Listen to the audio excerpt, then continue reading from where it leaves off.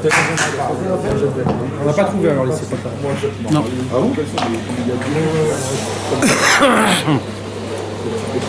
Tov Bezrat Hashem, mes amis. Avec l'aide de Dieu, on va essayer d'étudier tous ensemble Bezrat Hashem, la Sikha du Sichot Haran numéro 189. Bezrat Hashem. Ce soir, ce qu'on va étudier, c'est une belle Sikha du Sichot Haran. C'est une belle conversation, une belle parole que Rabbi Nachman, il va nous... Tous les Sichot Haran, ce sont des belles paroles. Mais pourquoi je dis que celle-là, elle est spécialement belle? C'est parce que ce qu'on va dire ce soir, Rabbeinu, il va poser une question à Rabbi Nathan, que normalement, cette question, malheureusement, on la pose, nous, tous, tout le temps, tous les jours, à chaque fois. Et on a toujours un problème. C'est quoi notre problème? C'est qu'on ne sait pas à quoi répondre à cette question-là. Et c'est ça qui nous rend un petit peu difficile la vie. Et la difficulté emmène quoi? Comme on ne peut pas s'offrir beaucoup, alors la difficulté emmène le désespoir. Quand tu es désespéré, tu n'as plus de sentiments. C'est quand que tu as des sentiments?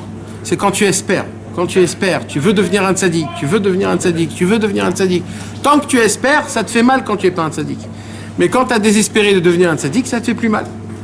Donc en fait, c'est toujours quand qu'on souffre? C'est quand on espère, c'est quand on veut devenir mieux, on veut s'améliorer, on veut devenir des bonnes personnes, on veut prier des belles prières, on veut essayer de se renforcer. Alors quand tu n'arrives pas, ça te fait mal, tu t'en peux plus, tu te dis mais qu'est-ce qui se passe, comment je vais avancer, comment ça se passe. Donc en vérité, si tu espères, eh ben ça te fait encore plus mal, tu souffres. Pourquoi espérer alors? Rabbi Nachman, il nous dit que le désespoir n'existe pas. Mais en vérité, le désespoir, le fait que je garde mon espoir, c'est à cause de ça que je souffre. Pourquoi? Parce que j'attends de devenir un tzaddik. J'arrive pas. J'attends de casser une qualité. J'arrive pas. J'attends de changer. J'arrive pas. J'essaye de ne pas me mettre en colère quand il faut pas me mettre en colère. J'essaye, jusqu'à que j'éclate. Quand j'éclate, je suis énervé. Je suis énervé que je me suis énervé. Alors, si je me laisse aller, je désespère, je me laisse couler, alors je m'en fous quand je tombe dans la colère, je m'en fous quand je tombe dans ça, je m'en fous quand il y a ça. Pourquoi? Parce que j'ai désespéré de moi-même. Alors apparemment, c'est quelque chose de spécial qu'il faudrait qu'on en parle, Bezrat Hashem. Mais mis à part ça, la question que Rabbi Nathan Rabbi Nachman va poser à Rabbi Nathan, c'est une question, mes amis, qui est vraiment importante. Et Bezrat Hashem, ce soir, on va l'étudier tous ensemble. On va essayer de développer plusieurs sujets qui sont très importants et très méaniennes, très intéressants. Des sujets qu'on va parler, qu'on n'a pas parlé avant. Et je vois à peine un instant, juste avant là que j'ai commencé, il y a 5 minutes, je regardais dans la Sikha du Sichot Haran et par la providence divine, Baruch Hashem, hier dans le cours du Likutei Moharan à Ranana, on a parlé mamash de cette chose-là, donc c'est un bon siman. C'est pas fait exprès, ça s'est fait comme ça, Mina Shamayim, Bezrat Hashem.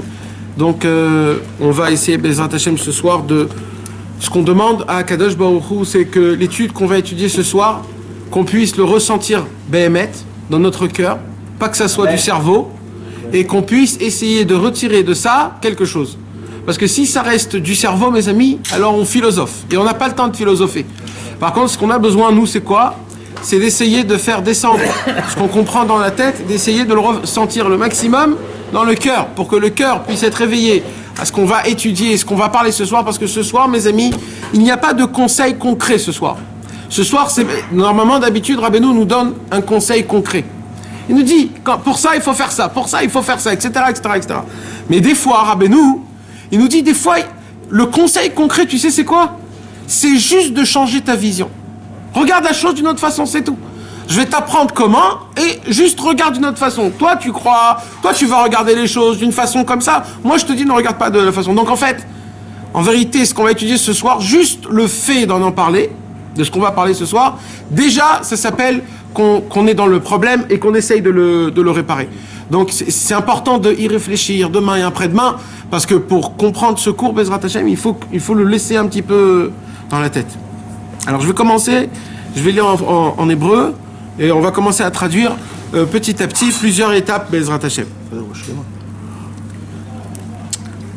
Le cours Bezrat Hashem, il sera les refoua chez les mains de tout l'âme Israël, et de tous ceux qui ont besoin, et de, comment il s'appelle? Nathan Nissim Nathan Nissim Ben Rachel, Yaakov Ben Claris, Yaakov Ben Claris, Ben Claris, Les Nishmat aussi. Iden Zora Bat Osnat, Ruti Bat Rachma, Ruti Yehudit, Bat Rivka, Les Nishmat. Louis Nishmat, Émile Meir. Émile Meir, Ben.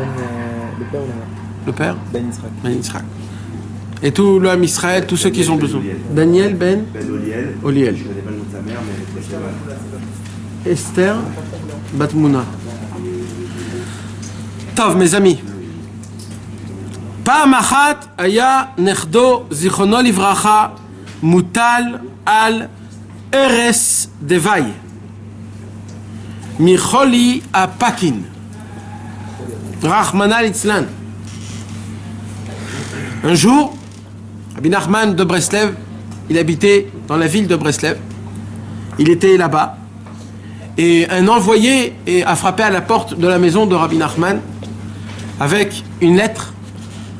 Et dans cette lettre, il y avait écrit, c'était une lettre de sa fille, et là-bas il y avait écrit que sa fille, je me rappelle pas, je sais pas c'était quelle fille, mais que, hein, Son fils. non, Nerdo. Nerdo, après c'est le petit-fils, et la fille de Rabbeinu, apparemment je crois que c'était Sarah, son fils qui s'appelait Israël, au nom du Baal Shem Tov, il était très très malade. Elle a envoyé une lettre à son père, Rabbi Nachman, comme quoi il faut prier beaucoup pour Israël, pour son petit-fils. Pourquoi? Alors elle lui dit là-bas, parce qu'il avait la rougeole. À l'époque, mes amis, il n'y avait pas de vaccin pour la rougeole. Quand Rasvé Shalom, les gens, ils avaient de la rougeole, ça pourrait être la fin de tout. Et les gens, ils mouraient avec des masses et des masses. À l'époque, ils mouraient des masses. Et quand Rabbi Nachman il a reçu cette lettre comme quoi son petit-fils il est malade de la rougeole, Aya kovel lefanai meod sheyesh lo tsar gadol mize meod. Rabbeinu il a appelé Rabbi Nathan parce que Rabbeinu Kaviachol c'était très difficile pour lui de supporter cette souffrance qui était abominable, atroce. On va voir pourquoi. Et Rabbi Nachman, il a appelé Rabbi Nathan, il lui a dit, je t'en supplie Rabbi Nathan, viens vite, j'ai besoin de parler avec quelqu'un. Vous savez mes amis, si Rabbeinu il appelle quelqu'un et il lui dit j'ai besoin de parler avec toi, c'est vraiment que c'était catastrophique. Rabbi Nachman, toute sa vie, il était solitaire. Rabbi Nachman, il faisait partie des tzadikim, des seuls qui n'ont pas eu de rave, eux. Pourquoi? Parce qu'il y a des neshamot spéciales qu'eux, ils n'ont pas besoin d'avoir de rave. Eux, ils reçoivent directement d'Hachem. Il y a des neshamot comme ça spéciales. Le Maharal de Prague aussi, il était comme ça. Il y avait encore des autres tzadikim qui étaient comme ça, qui n'avaient pas besoin de rave. Rabbeinu, toute sa vie, il était solitaire. Toute sa vie, il n'avait jamais besoin de personne. C'est lui qui a dévoilé Itbodedut. C'est quoi Itbodedut? C'est d'être un solitaire. C'est lui qui a dévoilé Chadaya Avram. C'est quoi Chadaya Avram? C'est le fait qu'un homme, s'il veut servir Hachem, il doit être comme Avram Avinu. Avram Avinu, il était comment? Il était tout seul. Avram Avinu, il n'avait pas de rave, il n'avait pas de copains, il était tout seul contre le monde. Contre sa femme, contre ses parents, contre ses beaux-parents, contre ses voisins, contre ses copains. Avram Avinu, il dit qu'Avram Avinu, il était seul dans le monde. L'idée qu'il avait dans sa tête, il était seul dans le monde. Et Avram Avinu, c'était pas quelqu'un qui se faisait tout petit dans une pièce. Avram Avinu, il sortait, il dévoilait la grandeur d'Hachem, et le monde en entier le prenait pour un fou. Le monde en entier. Si tu voulais savoir c'est qui le malade mental de la génération, tous savaient que c'était Avram Avinu. Pourquoi? Parce qu'il a un délire qui dit qu'il y a un Dieu qu'on ne voit pas, et c'est lui le maître de tous les maîtres, et tout le monde se moquait d'Avram Avinu. Donc Avram Avinu, il dit Rabbi Nachman, c'était un solitaire. Il vivait pas pour les autres. Nous, malheureusement, on vit pour les autres. Nous, on s'habille aujourd'hui pour que les autres me disent « Waouh, comment t'es beau !» On gagne de l'argent pour que les gens ils te donnent du respect. On se fait beau pour qu'on apprécie, etc. Tout ce qu'on fait, nous, aujourd'hui, on le fait pour qui? Pour que quelqu'un te dise « Waouh !» Pour que tu dises « sympathique !» En fait, pour que tu te valorises. On manque de valeur dans ce monde-ci. On manque de valeur. Alors, on veut se valoriser devant toutes les personnes qu'il y a autour de nous pour qu'on sente qu'on veut exister. Sinon, on n'existe pas. Voilà ce qu'on est nous. Rabbi Nachman, il nous dit, écoutez les gars, arrêtez de penser à vous. Il y a un autre but dans le monde qui est beaucoup plus important que toi, c'est quoi? c'est d'amener la gloire, ma gloire à moi dans le monde en entier. Faire découvrir Hachem dans le monde. Me servir dans tous les niveaux, dans toutes les situations. Chacun avec sa force, si c'est dans la montée ou dans la descente. Pensez à Hachem, arrêtez de penser à vous. Celui qui pense à Hachem, Hachem pense à lui. Avraham Avinu, il a été prêt de mourir, il a été prêt de se jeter dans le feu. Il a été prêt de tout donner. Sa femme, à Pharaon, tout, il a tout donné.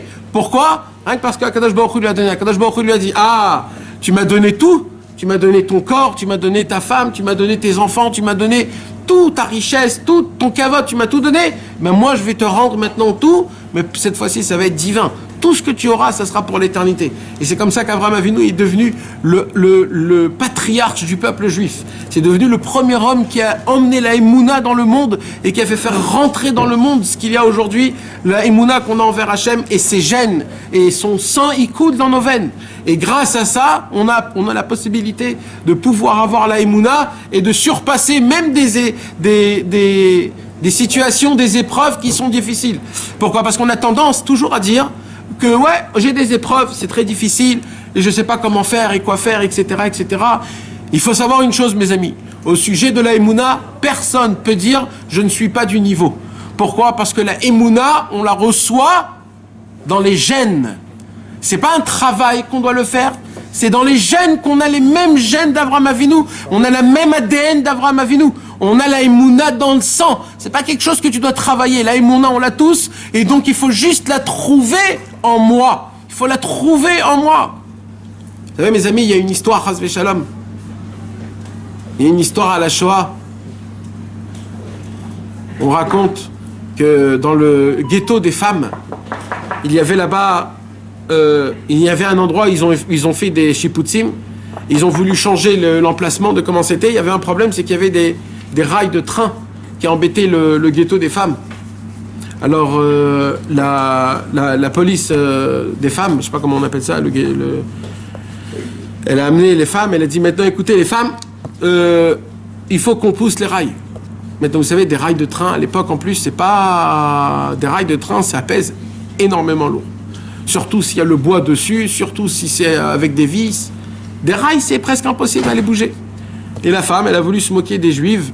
Elle a appelé toutes les juives. Elle a dit, voilà, vous avez une ligne là, je ne sais pas combien il y avait, une vingtaine, une trentaine de femmes d'un côté, une trentaine de femmes de l'autre côté. Et là, la policière, elle dit, je vais compter jusqu'à 3. À 3, vous allez tous lever les rails. Et vous allez les pousser. Maintenant, les rails, ils étaient avec des vis dans la terre. C'est-à-dire, c'était scellé. C'était pas des rails qui bougeaient. C'était des rails de train qui étaient là et il fallait les bouger. Toutes les femmes se sont regardées. Ils ont dit, mais jamais de la vie on pourra bouger La femme, elle a compté 1, 2, 3. Ils se sont tous baissés. Ils ont tous levé. Rien du tout. Rien à faire. On peut pas bouger. C'est ce qu'elle a fait, la policière. La policière, elle a pris la première femme. Elle a tabassé de coups jusqu'à qu'elle est morte. Devant toutes les femmes. Elle est morte. Morte de coups. Imaginez-vous la scène. Eux, ils ont vu ça. Ils ont compris que s'ils ne vont pas bouger les rails, ce sera le tour de chacun de eux. C'est-à-dire, c'est ma vie à moi qui est en danger. Dès qu'elle a tabassé de coups, elle était comme ça, par terre, allongée. Elle a dit, maintenant, on refait encore une autre fois. Elle a compté 1, 2, 3. Et là, mes amis, toutes les femmes, ils se sont baissés et ils ont élevé toutes les rails. Les rails se sont élevés du parterre qui était scellé par terre. Vous imaginez? C'est quoi ça? C'est quoi cette histoire? Cette histoire, on ne peut pas connaître cette histoire si on ne vit pas dans une situation pareille comme la Shoah. Qu'est-ce qui s'est passé? Pourquoi tout à l'heure, ils n'ont pas réussi et maintenant, ils peuvent? Qu'est-ce qui s'est passé?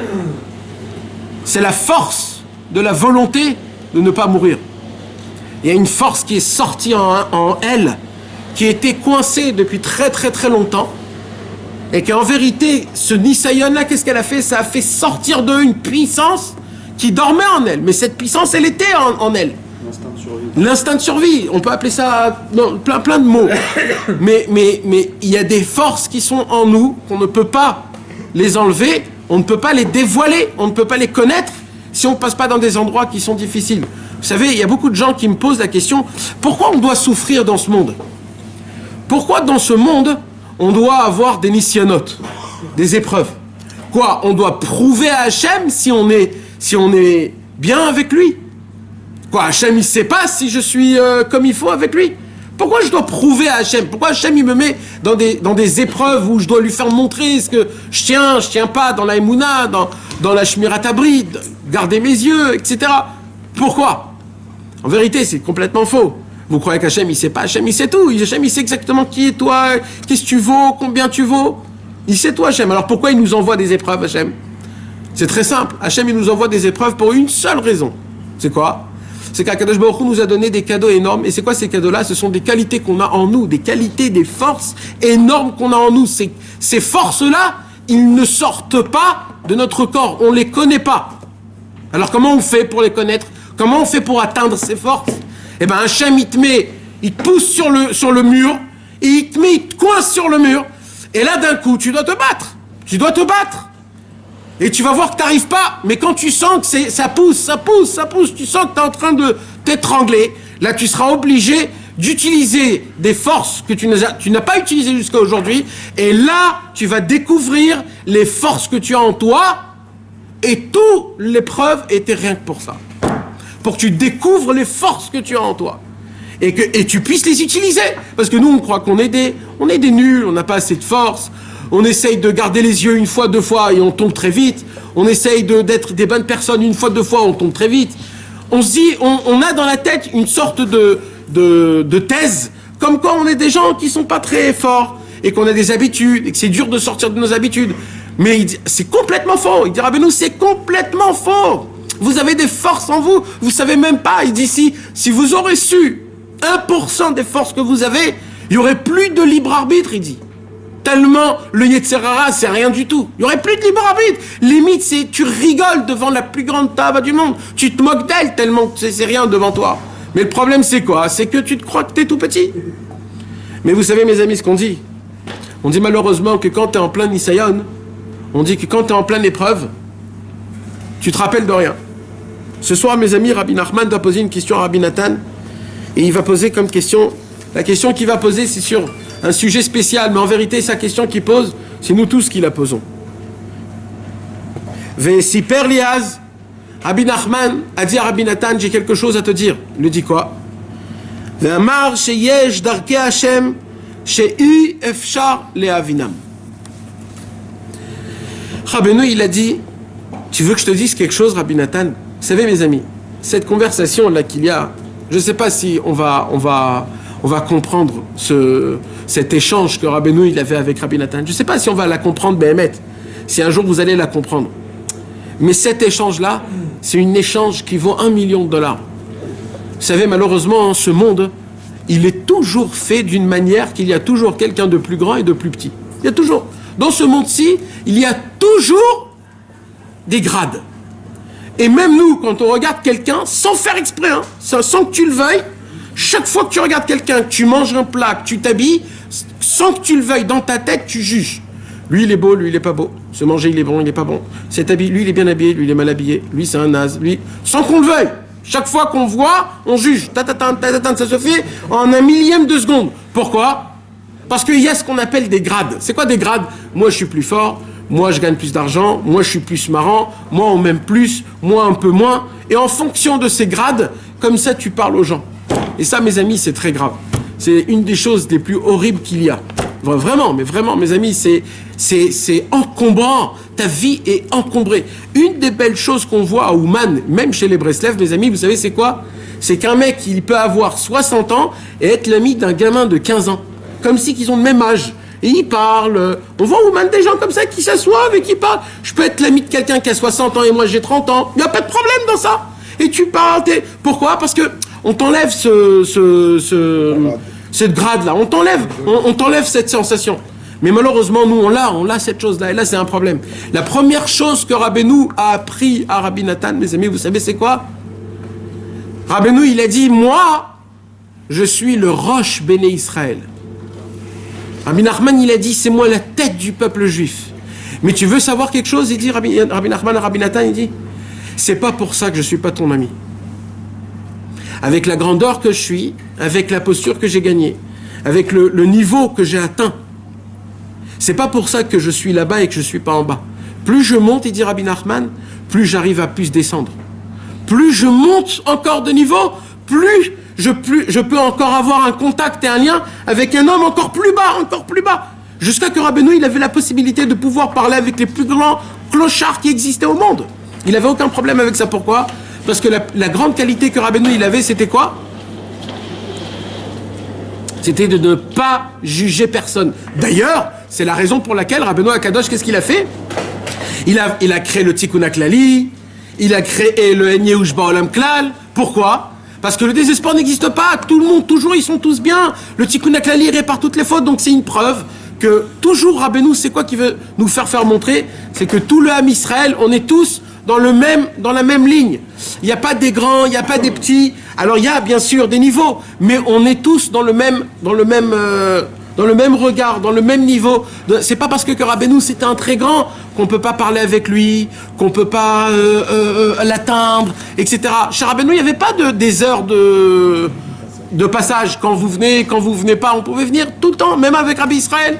Avec Rabbi Israël, l'homme le plus rachat, il peut venir, l'homme le plus tzaddik, il pouvait venir. Pareil pour Rabbeinu. Rabbeinu, c'était pas qui tu es toi, on te connaît pas, tu peux pas rentrer, excuse-moi. Ça n'existait pas ça chez Rabbeinu. Rabbeinu, tout le monde pouvait rentrer, tout le monde pouvait parler avec lui de tous les niveaux, de tous les sujets. Pourquoi? Parce que le Inyan de Rabbeinu, c'est qu'il n'y a pas de grade. C'est pour cela qu'on voit là, mes amis, on voit une conversation que Rabbeinu il a avec Rabbi Nathan. Rabbeinu c'est le maître, Rabbi Nathan c'est l'élève. Normalement, apparemment, le maître ne se rabaisse pas devant son élève. Il n'a pas le droit même de faire montrer des points qui sont faibles. Il n'a pas le droit de faire montrer parce que c'est son élève. Tu dois faire montrer à ton maître que tu es le maître, que si tu es faible, sois faible devant un Shamid Barar, devant tes élèves, montre combien tu es fort. Là, Rabbi Nachman, il appelle Rabbi Nathan et il dit Rabbi Nathan, tu sais, j'ai quelque chose dans le cœur, je vais te le dévoiler. Avec la plus grande humilité, Rabbi Nachman, il se rabaisse totalement et il dit, tu sais, Rabbi Nathan, écoutez mes amis, ce qu'il dit Rabbeinu Akadosh. Rabbeinu Akadosh, mes amis, c'est l'homme qui a découvert Akadosh Baruch Hu d'une manière que personne avant a découvert cette manière. Et c'est pas ça sa grandeur à Rabbi Nachman. C'est quoi sa grandeur à Rabbi Nachman? C'est qu'il a pu la palpiter, la palper pour nous. Nous, des personnes, qu'on est des gens faibles, on est des gens qu'on ne peut pas tenir une seule seconde debout, on est des personnes qu'on ne peut pas avancer dans la Avodat Hashem, on est des personnes que c'est dur pour nous. Tout ce que tu vas nous demander dans la Avodat Hashem, c'est dur. À des gens pourris comme nous qui puent, qui sont sales et crados, des personnes comme nous qui puent les ta'avot, Rabbi Nachman nous a donné des cadeaux que des tzadikim à l'époque n'avaient pas. Comment c'est possible quelque chose comme ça? C'est parce que Rabbi Nachman, il a su mâcher cet aliment-là d'une manière qui soit exactement fait et préparé pour que des personnes comme nous sales puissent prendre de cet enseignement et d'appliquer des cadeaux qui sont exceptionnels. Et Rabbi Nachman a atteint des niveaux que lui-même il a dit qu'aucun homme encore est venu. Et là, qu'est-ce qu'il dit Rabbi Nachman? Il dit à Rabbi Nathan, tu sais Rabbi Nathan, les chemins d'Hachem, comment Hachem il fait ce monde, personne ne peut comprendre.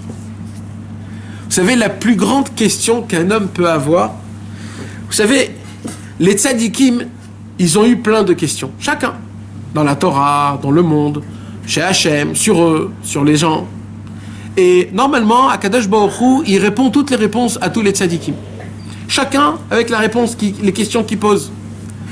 Mais vous savez, mes amis, il y a une question qu'on pose à Hachem, et malgré qui tu sois, il y a une chose que aucun homme, aucun ange, aucune créature au monde peut comprendre. C'est la façon dans laquelle Akadosh Baruch Hu, il gère le monde. Personne au monde connaît la recette de la gérance de ce monde. Personne.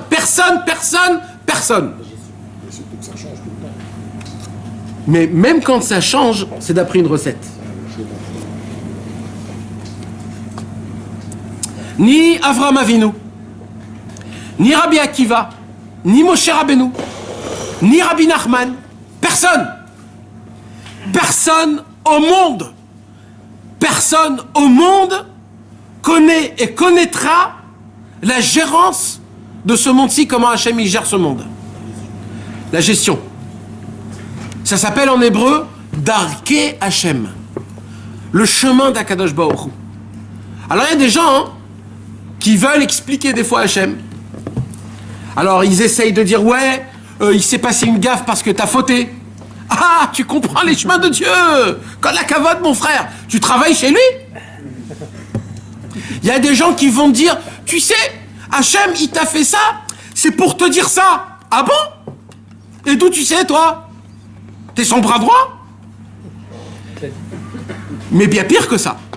Il y a le mec qui explique ses situations d'après ses inventions, d'après son médamé, d'après ses imaginations. Mais ça, c'est le plus grave. Et il te dit ça, c'est un siman, et ça, c'est un siman. Et si ça s'est passé comme ça veut dire que ça, c'est ça. Alors là, on va très très loin. Alors moi, je veux voir ces gens qui savent expliquer chaque situation et chaque chose. Je veux les voir quand eux, ils souffrent. Vas-y, c'est quoi ton explication? Là, tu vas voir sa tête, comment elle est verte. Vous savez, mes amis, je vais vous dire un midrash qu'il y a sur ce midrash de la paracha de la semaine, paracha de Vayera, un midrash sur Avraham Avinu. Ce midrash-là, mes amis, c'est un midrash qui est très spécial. Vous savez que dans cette paracha, il y a un événement qui est comment on peut dire ça? Hors du commun, extraordinaire. Vous savez, c'est quoi c'est la Kedat Yitzhak. C'est quand Avraham Avinu, il va sacrifier son fils. Une histoire hors commun, hors humain. Le Midrash, il parle de ça, et il dit Machal lema adavar domé. À quoi ressemble l'histoire de la Kedat Yitzhak, comment Avraham Avinu, il va sacrifier son fils. Écoutez bien le Midrash, qu'est-ce qu'il dit? Le Midrash, il dit comme ça Bi nishbati neum Hashem.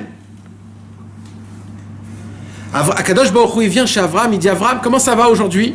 Avraham, il dit Baruch Hashem, merci à toi mon Dieu. Akadosh Baruch Hu, il dit je peux te parler? Avraham, il lui dit bien sûr. Et il dit j'ai une demande à te faire. Il lui dit tout ce que tu veux mon roi. Il lui dit j'ai une dixième épreuve à t'envoyer. Et je veux à tout prix que tu tiens à cette épreuve. Surtout ne tombe pas à cette épreuve. Comme ça, il lui dit à Hachem. Il dit à Hachem à Avraham, je t'en supplie, je vais te faire une galère. Je vais t'en mettre une, mais vraiment, vraiment forte. Mais je te demande une chose, c'est quoi? Tiens debout. Avraham Avinu, maintenant il ne l'a pas dit, il ne sait pas ce que c'est. Et là, Avraham Avinu, comme ça il dit le Midrash. Et là, Avraham Avinu, il dit à Hachem, comme ça. Ça ressemble à quoi? Ça ressemble à un homme qui s'est marié avec une femme et il a eu un bébé avec elle, un garçon. Dès qu'il a eu un garçon avec elle, il a divorcé. Quelque temps plus tard, il se remarie avec elle. Il a un autre bébé avec elle. Tout de suite après le bébé, il divorce. Quelque temps plus tard, il se remarie avec elle. Il a un autre bébé et il redivorce. Comme ça, mes amis, 10 fois. La 10e fois, le mariage. Les 10 enfants, les 9 enfants, ils viennent. Et ils disent, papa, je t'en supplie, fais en sorte que ce mariage-là, c'est le dernier. Parce qu'à chaque fois, on te voit, tu viens, tu pars, tu viens. Marie-toi pour une dernière fois, comme ça tu restes avec nous. Comme ça, le Midrash, il dit qu'il a dit Avraham Avinu à Hachem. Ça veut dire quoi? Les 9 épreuves sont venues avec Avraham Avinu devant Hachem. Et Avraham Avinu a dit à Hachem quoi? Il a dit à Hachem, jure-moi que c'est ta dernière épreuve. Parce que combien tu vas me mettre à l'épreuve? Jure-moi que c'est la dernière. Tu me jures que c'est la dernière?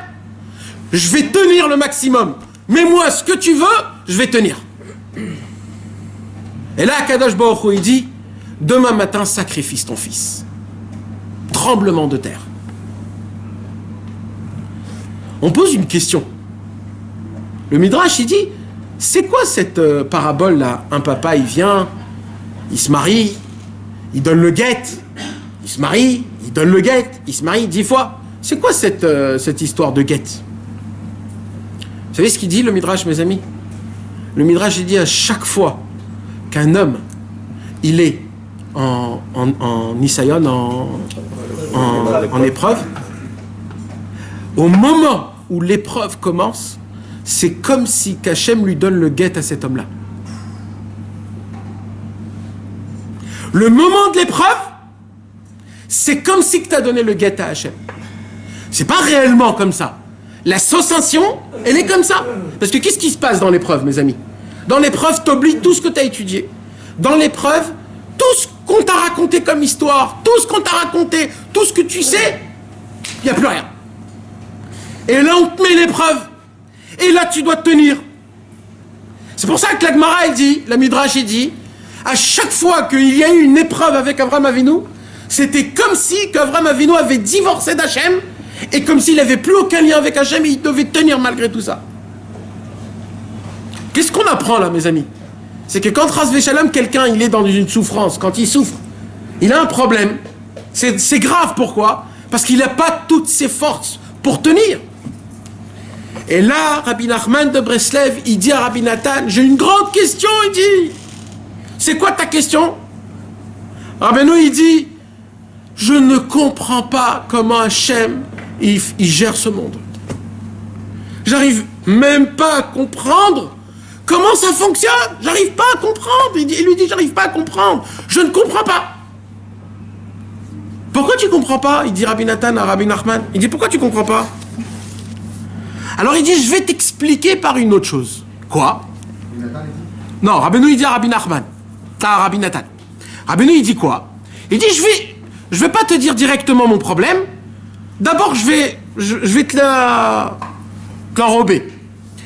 Qui itache et etzel ari zichrono livracha. Il dit Rabbi Nachman à Rabbi Nathan, tu sais Rabbi Nathan, il y a une histoire de fou, incompréhensible. Quoi? Il dit, vous savez mes amis, le Hari Akadosh, le Harizal, qui était un des 5 tzadikim, un très grand tzadik, le Harizal, mes amis, il est venu dans ce monde que pour Rabbi Chaim Vital. Toute sa venue dans ce monde, le Harizal, qui a dévoilé les 8 tomes de Kabbalah, il est venu dans ce monde que pour une seule personne, Rabbi Chaim Vital, pour que Rabbi Chaim Vital mette à l'écrit tout ce qu'il avait à dire. Harizal, c'était pas un tzaddik qui pouvait être diffusé dans le monde. Il était trop fort, c'était trop de la puissance.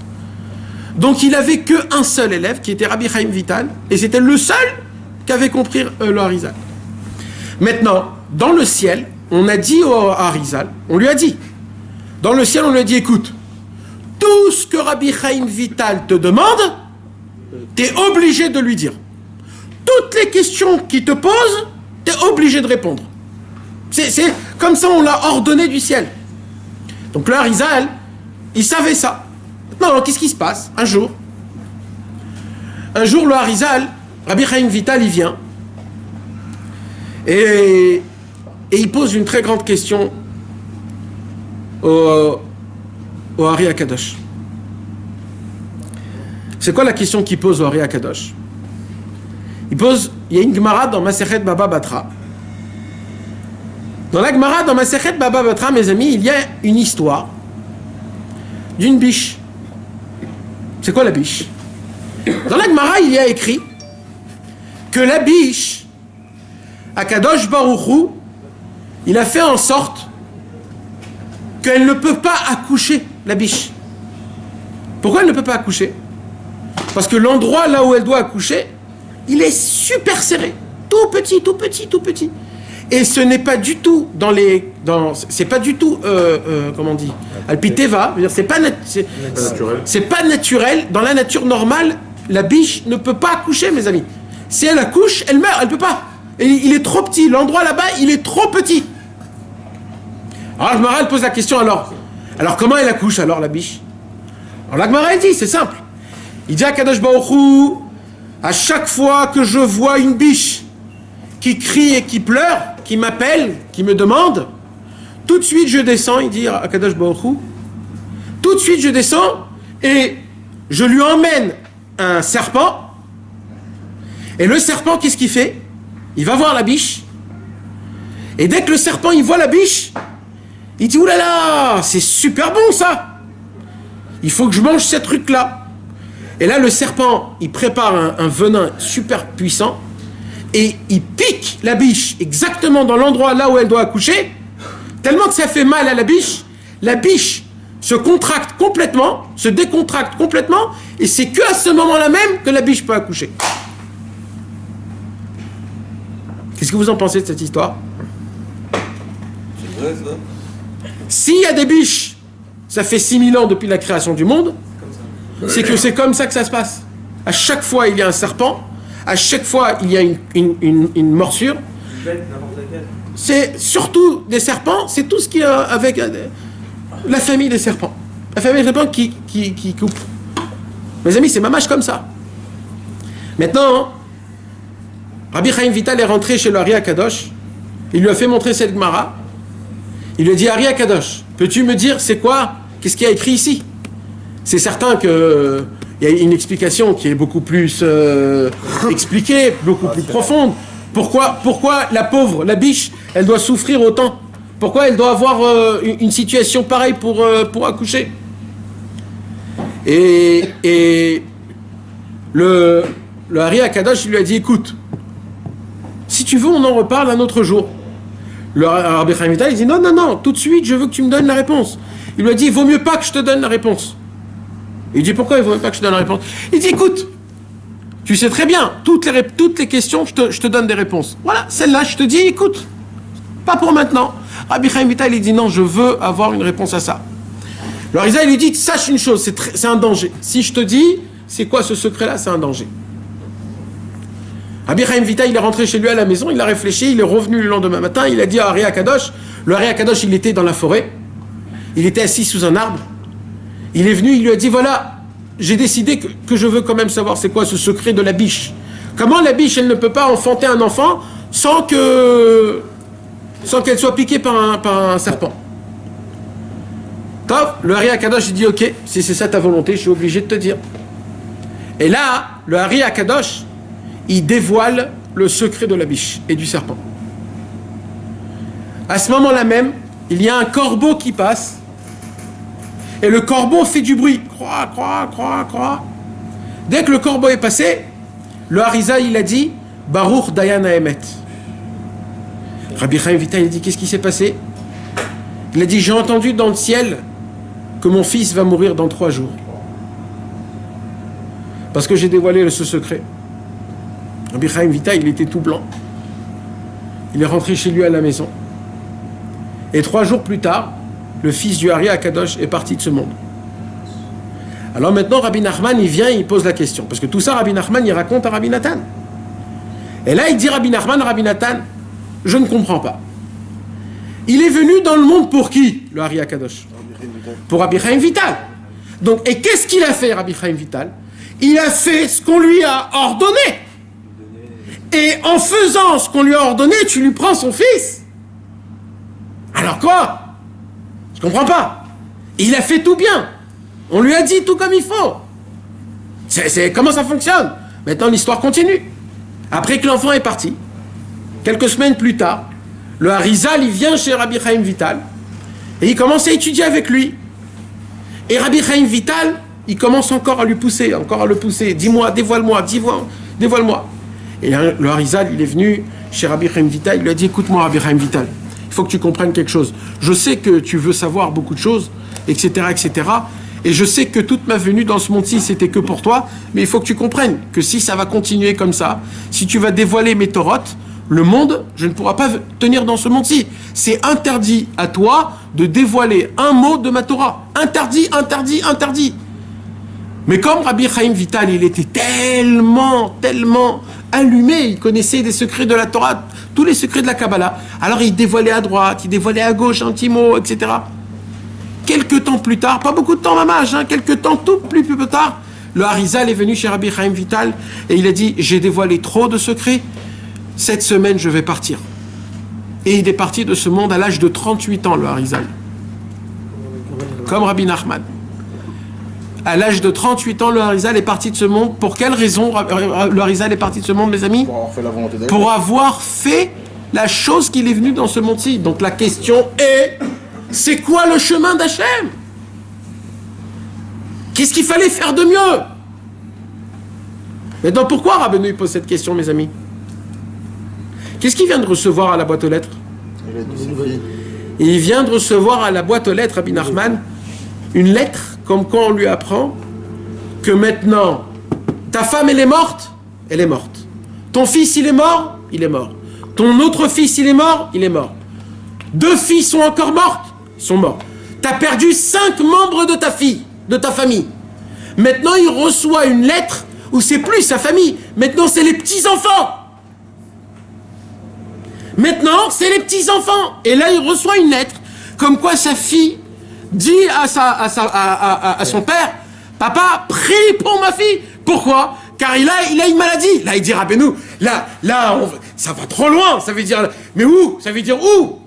Qu'est-ce qu'il faut que je fasse pour que ça soit bien, pour que ça soit normal? Je comprends pas. Et là, on ne sait pas qu'est-ce qu'il faut faire. Qu'est-ce qu'on fait quand on est dans un Nisayon, mes amis? Vous étiez déjà un jour, vous, dans une épreuve? Vous avez déjà eu des épreuves, mes amis? C'est une question, hein, c'est pas... Vous avez eu des épreuves? Oui, petites, grandes.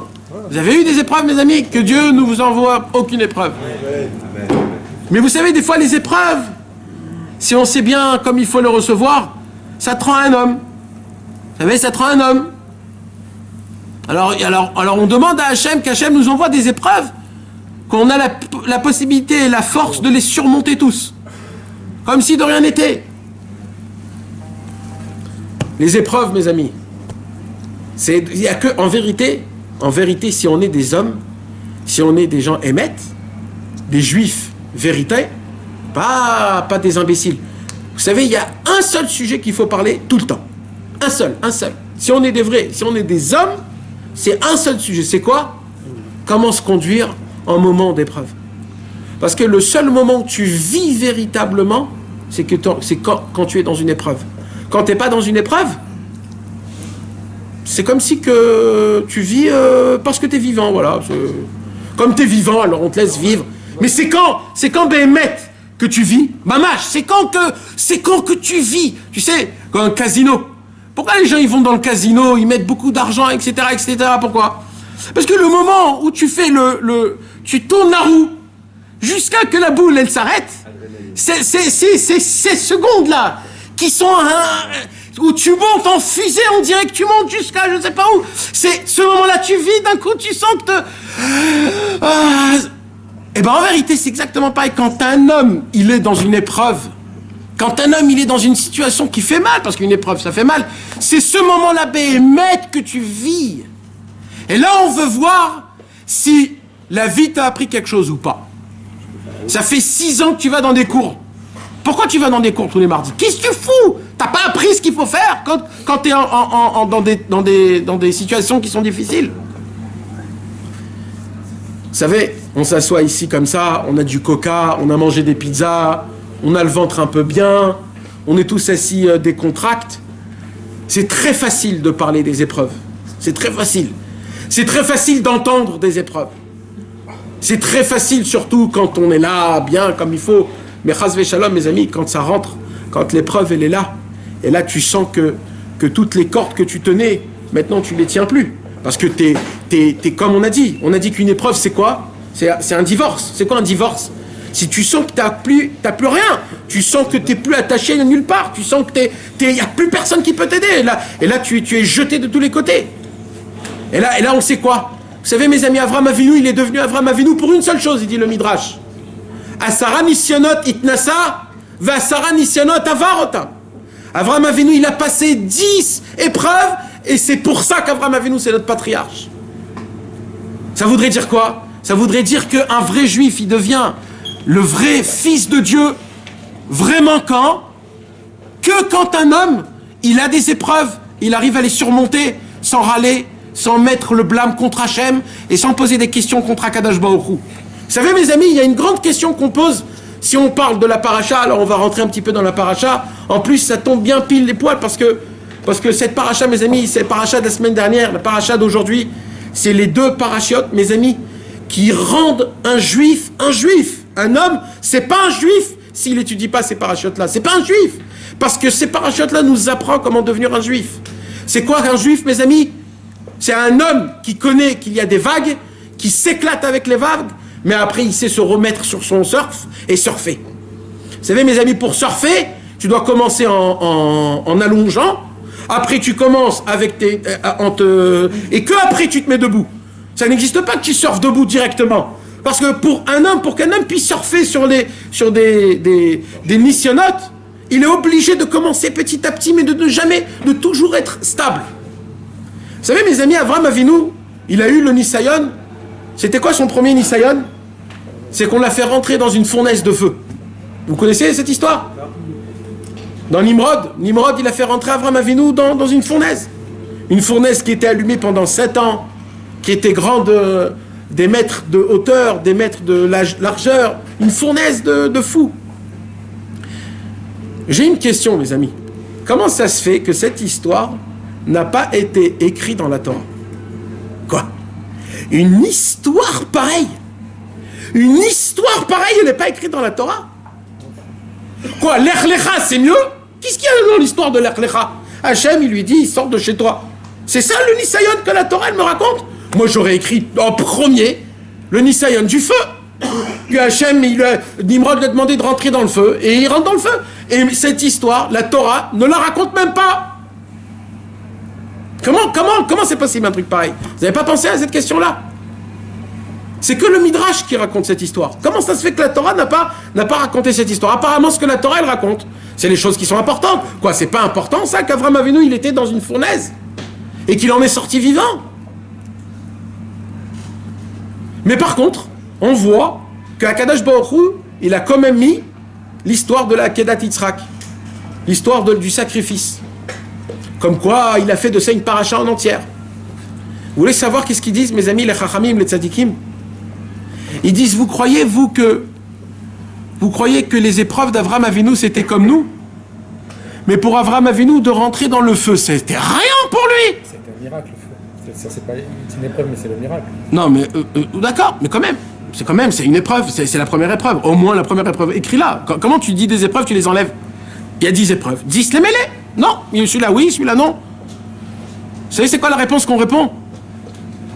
Nous, aujourd'hui, on croit que de rentrer dans un feu, c'est une grande chose. Pour Avram Avinu, de rentrer dans le feu, c'était rien du tout. Lui, il s'en foutait complètement de vivre, de pas vivre. L'essentiel, c'était de faire la volonté d'Hachem. Ah, tu veux savoir c'est quoi le plus difficile? C'est encore plus difficile, mes amis, de sortir de chez toi à la maison, de sortir de tes habitudes, de sortir de ton Beth Midrash, de sortir de tes élèves et d'aller nulle part. Ça, c'est encore plus dur que de rentrer dans le feu. Parce que de faire des grands travails, tout le monde sait le faire. Quand on te parle de Chatzot, ouais, on va faire Chatzot, après on va faire une heure d'Itbo des doutes, on va faire la totale, etc. Mais de se contenter de ne pas regarder une femme pendant 1 minute, ouais, c'est nul ça, c'est rien du tout, puisque je la vois quand même. Alors quoi, 1 minute, je vais baisser mes bras, mais non. Alors, et ainsi de suite. Faire Maïma Haronim, tu vois pas ce que c'est Maïma Haronim, c'est même pas obligation, etc., etc. C'est justement ces petites choses qu'Akadosh Baruch Hu, il veut que tu commences à faire. Et vous voulez savoir c'est quoi la preuve? La preuve, c'est que quand Avram Avinu, il a sacrifié son fils, c'est quoi qu'on fait comme zecher, pas comme souvenir, comme rappel de la Kedat Yitzhak? C'est quoi, mes amis? On sonne du chauffard. Mais le chauffard, Makesher, le chauffard avec Yitzhak. Parce qu'à la fin, il y avait un bélier qui s'embrouillait avec son truc. C'est devenu ça, Kedat Yitzhak. Makesher. On aurait dû prendre un couteau et de faire avec un couteau. On aurait dû faire un autel de sacrifice. Ça sonne pas un couteau. Mais on n'a pas besoin de sonner. On s'en fout. C'est ça, c'est la question. Pourquoi on doit sonner?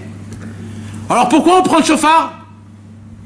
Parce que quand Avram Avinu, il a vu que le bélier, ses cornes se sont emmêlées avec les buissons, Avram Avinu, il a dit, même ça c'est Hachem, même cette petite chose-là c'est Hachem. Alors je vais prendre ça, et quand il a voulu essayer de le prendre, c'était difficile. Pourquoi? Parce que c'était emmêlé. Alors il a dû le bouger pour essayer d'enlever Comment ça s'est emmêlé avec le bélier. Et dans sa tête, il se disait, mais tu t'imagines comment Akadosh Baruch Hu, il m'a emmené ce bélier en dessous mon fils, pour que je puisse quand même faire quelque chose et que ça s'est emmêlé. Si Hachem, il s'est dévoilé en moi à travers ce bélier dans une toute petite chose, comme quoi que sa corne, elle s'est mêlée avec du buisson. Si c'est ça, eh ben, comme c'est ça, c'est là où Akadosh Baruch Hu, Avraham Avinu, il a vu Akadosh Baruch Hu, ça sera ça qu'à chaque fois, on va se rappeler avec la corne du bélier à Shofar, à Rosh Hashanah. Pourquoi? Parce qu'Akadosh Baruch Hu, on le découvre dans des petites choses. Nous, on veut toujours le chercher dans des grandes choses. Dans le couteau, la Kedat Yitzhak, la Kadosh Baruch Hu, exactement comme il est dans les petites choses, il est aussi dans les grandes choses. Mais le problème, c'est ça. C'est quoi ça? C'est que quand on est dans le Nisayon, malheureusement, on n'arrive pas à le voir. Pourquoi? Parce qu'on ne se rappelle pas.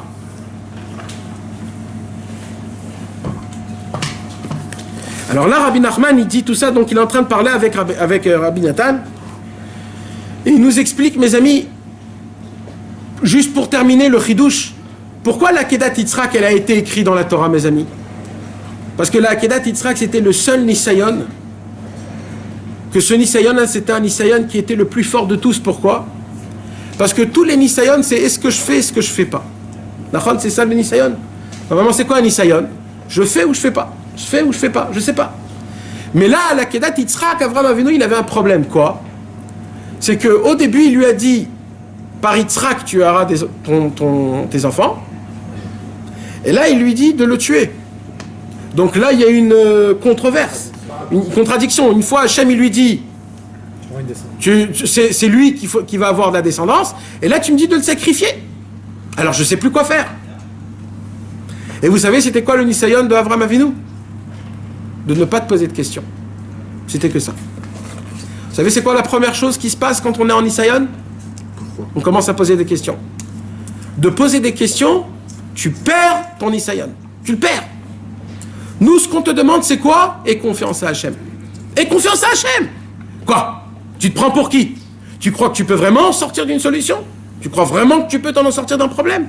Il n'y a que Hachem qui peut t'en sortir d'un problème. Comment? Pourquoi? Je sais, qu'est-ce qu'il faut que je fasse? Ne rentre pas dans le pourquoi du comment. Ne rentre pas. Tu pourras pas te tenir. Mais de prier alors, tu peux prier. Prier, tu peux, bien sûr que tu peux prier. Mais de rentrer dans les questions et dans les réponses, il n'y a que la prière qui peut t'en sortir. Mais nous, qu'est-ce qu'on te parle? Qu'est-ce qu'on dit là? On dit que le problème, c'est quoi? C'est que quand un homme il est dans un Nisayon, le problème, c'est qu'on lui enlève tout ce qu'il a dans sa tête. Donc même prier, t'arrives pas. Même, tu sais pas comment il faut prier. Tu sais pas comment regarder Hachem. T'es affolé. T'es partout. Tu cours dans tous les sens. Vous savez, mes amis, qu'est-ce qu'on dit? Ça serait pas un Nisayon. Hein? Sinon, ça serait pas un Nisayon. Vous savez, mes amis, qu'est-ce qu'on dit? Dans le Targum Yonatan, dans la paracha de la semaine, il y a écrit quelque chose de très fort. Il y a écrit que quand Avraham Avinu, il a attaché Yitzhak pour le sacrifier, il y a écrit que Avraham Avinu regardait les yeux de Yitzhak par pitié de son fils. Il le regardait. Yitzhak regardait le ciel et il voyait des anges. Comme ça écrit. Et le Targum, il dit, Yitzhak voyait les anges, mais Avraham Avinu ne voyait pas les anges. Alors la question à poser en premier, pourquoi Avraham Avinu ne voit pas les anges? Et pourquoi? Ouais, mais Yitzhak quand même. Un ange, c'est pas une vision qui est matérielle.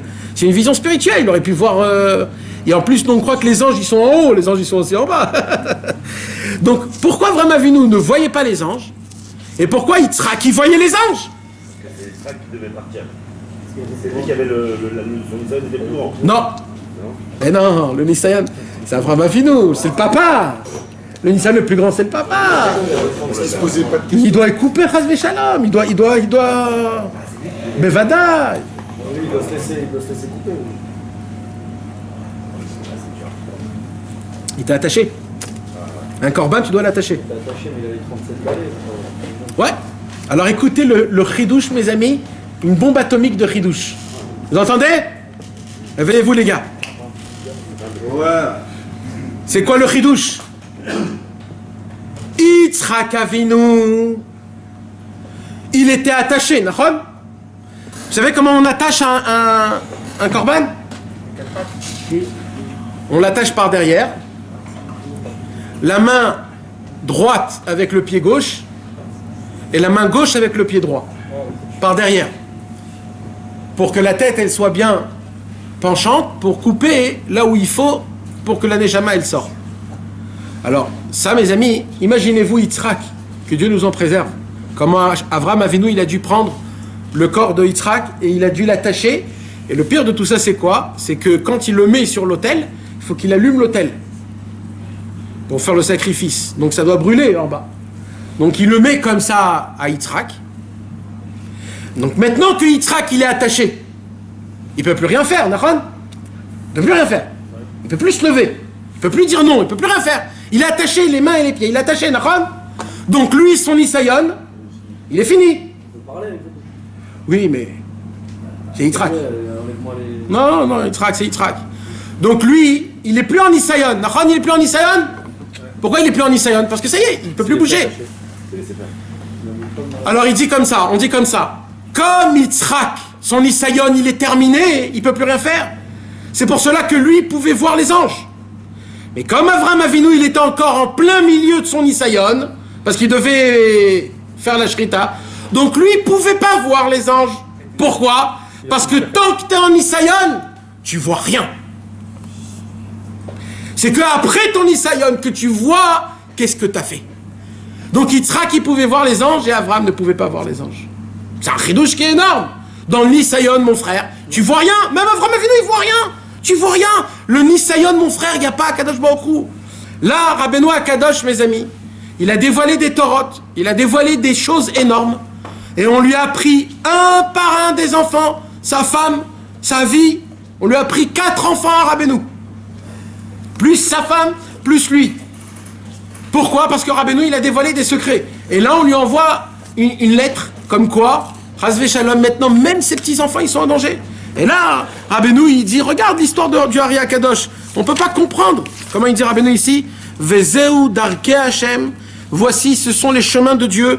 Shei efshar lehavin besechel beshumofen.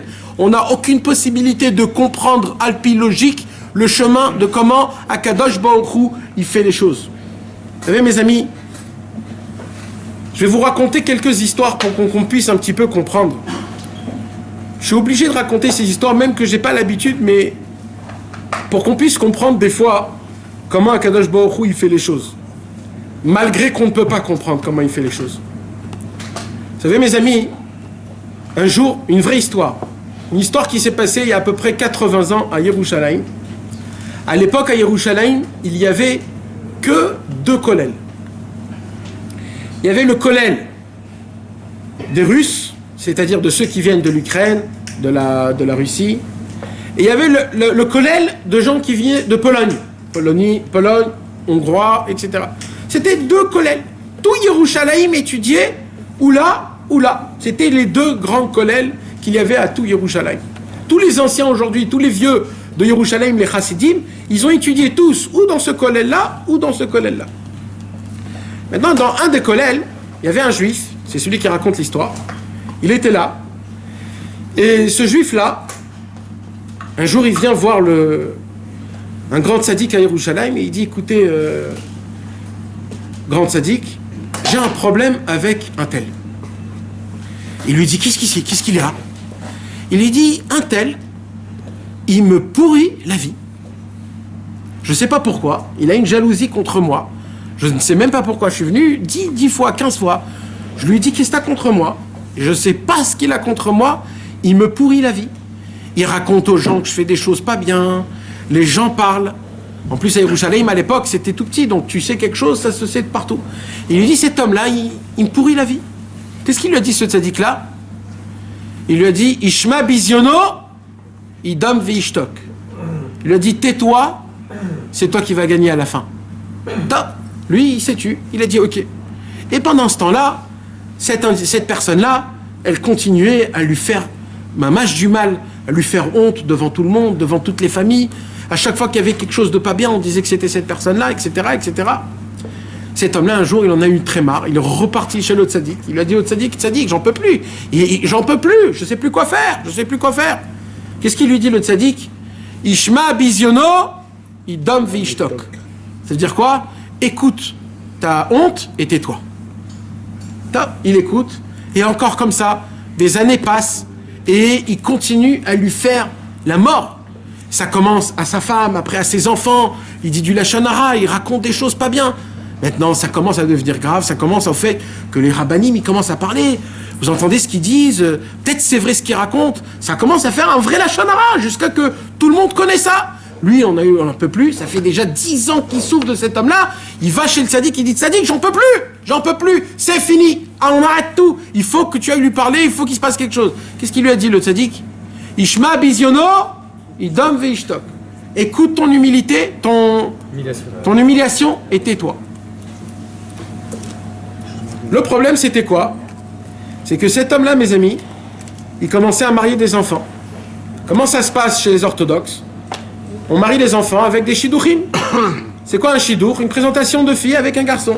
Mais avant qu'on présente les enfants, les filles, les garçons, comme on ne va pas vivre comme aujourd'hui avec sa femme, avant le mariage, alors avant, on essaye d'être mévarer, ça s'appelle de faire une vérification. À chaque fois qu'il y avait un shidouch, et que les gens ils commençaient à faire des vérifications sur cette famille, tout de suite l'individu y venait, il racontait des mauvaises choses. Chaque shidouch, il le cassait. Là, il est allé chez le tzaddik, il a dit, moi, je peux me taire sur mon kavod. Mais mes enfants, il va prendre mes shidouchs de mes enfants. Qu'est-ce que j'ai fait pour que mes enfants ne se... Et Mamash, il en pouvait plus vraiment. Il en avait vraiment marre. Il savait plus quoi faire, comment faire. Des années passent, il n'arrive pas à marier aucun de ses enfants. Aucun. Maintenant, à l'époque, mes amis, la pauvreté à Yerushalayim, c'était... On peut même pas s'imaginer c'était quoi la pauvreté à Yerushalayim. Tout le monde était pauvre. Lui, il savait pas quoi faire. Ses enfants, ils grandissent, ils n'ont pas de mariage. Il s'est dit, j'ai pas de quoi manger, il faut que j'aille. À l'époque, on allait à Vienne, en Autriche, faire de la mendicité. Pourquoi? Parce qu'à Vienne, en Autriche, il n'y avait pas beaucoup de juifs, mais les peu de juifs qu'il y avait là-bas, c'était des archi-milliardaires. Alors les juifs pauvres de Yerushalayim, quand ils avaient besoin d'une somme d'argent pour marier un mariage ou un truc comme ça, ils voyageaient tous en Autriche, et là-bas, ils arrivaient à prendre de l'argent assez pour faire des mariages, pour faire ce qu'il faut. Lui, il a dit, je vais faire ça. Okay. Il est allé en Autriche, il vient en Autriche comme ça, le mec, ça fait 15 ans qu'il se tait de son humiliation. 15 ans, le mec, il voulait brûler le mec, il voulait le tuer, mais il a entendu le tzaddik. Je me tais. Rien fait. L'autre, il se sucre sur lui, il se tait. Tov, il vient à Vienne, tout comme il faut, il prend l'hôtel, il prend le rendez-vous pour le riche le lendemain matin, 10h précis, ok. Lui, il dit, je vais venir à 8h. Voilà, pour être sûr que je rate pas le... Il vient à 8h comme ça dans le bureau, il attend dans le lobby avec une mallette, et il attend 8h. 8h, 8h30, 9h. Et il va aller aux toilettes. Il va aux toilettes. Quand il rentre aux toilettes, il voit une mallette. Il ouvre la mallette, il voit la mallette remplie de dollars. Il y avait là-bas des centaines de milliers de dollars. Il a vu ça, ses yeux, ils se sont... Il n'avait jamais vu de sa vie autant d'argent. Il s'est dit... La Gemara, elle dit dans la halacha, Ta'out goy muta. C'est-à-dire quoi? Si un goy perd une perte, t'as pas besoin de lui rendre. C'est pas une obligation de lui rendre. Si un goy perd une perte. Il est dit, ici à Vienne, la majorité, c'est qui? C'est des goys. L'argent, là, c'est à qui? C'est un goy. Donc cet argent, il est à qui? À moi! Maintenant, imagine-toi le mec. Il est venu ici parce que sa vie, c'est une rouille. Il n'a pas marié ses enfants. Tout le monde se moque de lui à Yerushalayim. Sa vie, c'est naze totalement. Il n'a pas de quoi manger, de quoi boire. En espace d'une minute, il est passé du mode clochard en mode archi-milliardaire. Al-Pi Anacha, Kacher la Méadrine. Il se dit, c'est top niveau. J'ai même pas besoin de rentrer chez le riche. Qu'est-ce qu'il a fait? Il a pris la mallette, il s'est barré. Il est rentré dans l'hôtel. Il a fait ses affaires. Et il avait de l'argent à lui qu'il avait emmené de Yerushalayim. Il a pris cet argent-là et il l'a mis où? Dans la mallette avec l'argent qu'il a trouvé. Il reprend le train, l'avion pour reprendre Yerushalayim. Je ne sais pas si c'était l'avion, c'était le bateau, je ne me rappelle plus, je ne sais pas ce que c'était exactement. Il vient pour passer la douane. Et dès qu'il vient pour passer la douane, il ne comprend pas pourquoi c'est rempli de policiers. Bon, il se dit, moi j'ai rien fait de mal. Il est là et il entend comme quoi un archimilliardaire a perdu une mallette remplie d'argent. Et là, ils sont en train de trouver l'argent. Ils veulent trouver l'argent. Lui, il voit ça, il dit, un miracle pareil pour qu'Hachem me donne une somme aussi grande, ça se peut pas que c'est juste pour un délire de 1 minute. Ça se peut pas, ça se peut pas. Un S comme ça se peut pas. Ça se peut pas, c'est trop bête. Si on me la prend là maintenant, la mallette, c'est trop bête. Alors je fais comme si de rien n'était. Il prend la mallette et il avance. Il avance, il avance. Dès qu'il s'approche du douanier, le douanier le voit et il lui dit c'est quoi cette mallette? Il dit c'est ma mallette. Il lui dit et qu'est-ce qu'il y a dedans? Il dit il y a de l'argent dedans. Il lui dit combien? Il dit je compte pas l'argent qu'il y a dedans. C'est les gens qui ont pas d'argent qui savent combien ils ont d'argent. Les gens qui ont plein d'argent, ils savent pas combien ils ont d'argent. Et ils disent non, on connaît pas des gens comme toi. Nous on sait c'est qui les riches à Vienne. Ouvre tout de suite cette mallette. Ils ouvrent la mallette, ils voient les billets du mec. Il dit écoute, tu sais qu'à Vienne, si on vole de l'argent et tu passes en plus avec la douane, c'est la pendaison. Donc, on va savoir une chose. Tu vas donner ton nom, tu vas nous donner le nom de ton travail à Yerushalayim, et on va voir si vraiment tu es un vrai riche et vraiment cet argent t'appartient, tu auras cet argent. Mais si on découvre que tu nous as menti, ça sera la pendaison. Matem Omrim. Je balance celui qui... Hein? Qu'est-ce que vous en pensez de cette histoire? Une histoire de malade mental. Le mec, il est allé chercher de l'argent pour sa vie, il a rien demandé, le mec, il est pauvre. Il vient à Vienne, on l'attrape, pendaison, mais où t'es allé en pendaison? J'étais bien, moi, mais à Charim.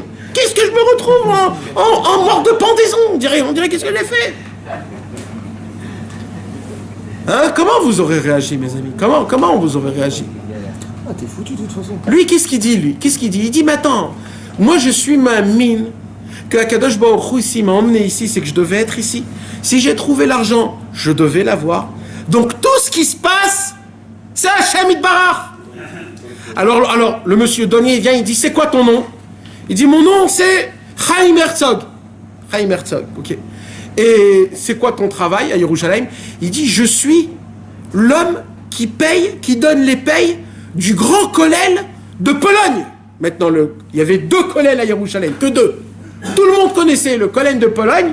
C'était le kollel où il y avait là-bas 500 personnes. C'était une grande chose. Ils rentrent et ils appellent en Eretz Israël. Shalom Aleichem. Est-ce que vous connaissez c'est quoi le kollel de Pologne? C'est même parce que c'est un kollel de Pologne. Ils disent, ah oui, bien sûr, c'est les orthodoxes à Yerushalayim. On donne les coordonnées. Ils appellent les coordonnées. Écoutez l'histoire, mes amis. Écoutez l'histoire.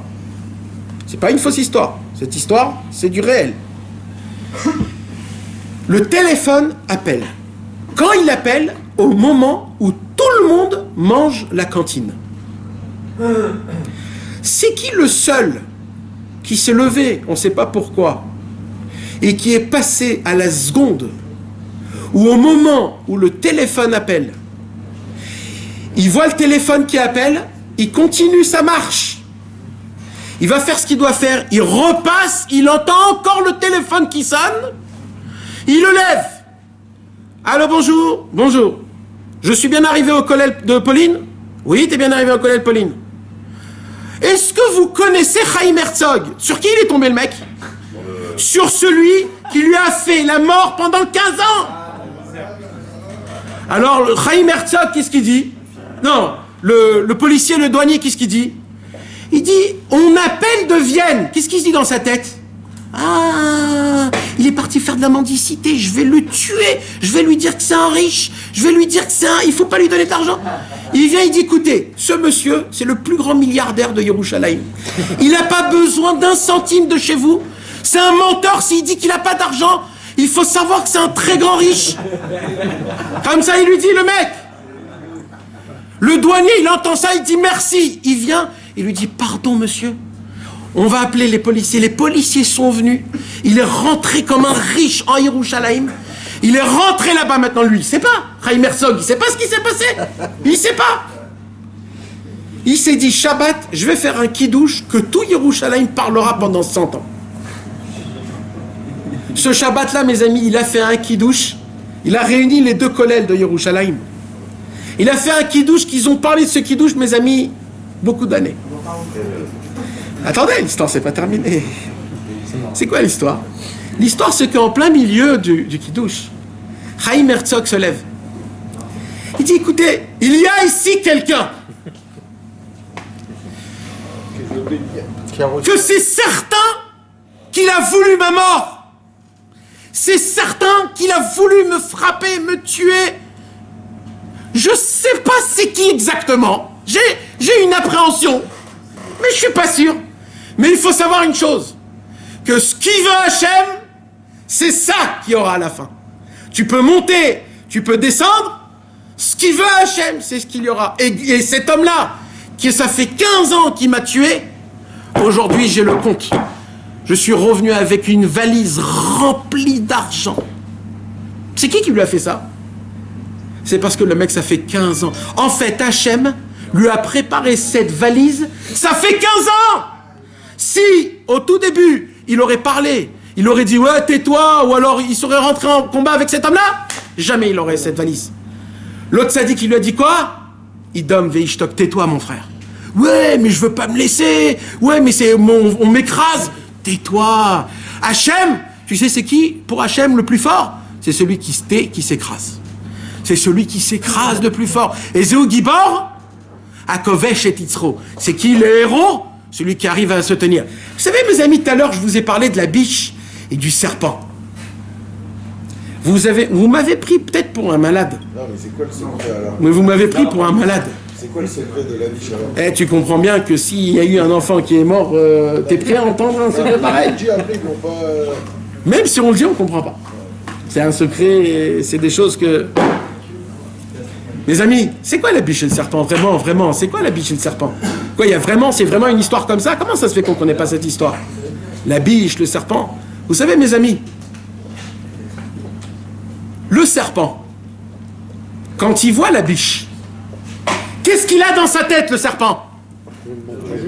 Ouh là, ce que... Vous savez, mes amis, que la biche et le serpent, c'est une histoire très ancienne. Vous savez qu'est-ce qu'il dit le Midrash sur Teilim Perek Ravbet Lamnatser Halayel et Ashachar Mizmor le David? Il dit le Midrash comme ça. Comment on fait pour faire sortir des serpents d'une maison, d'un endroit ou d'une grotte? Comment on fait? À l'époque, comment on faisait?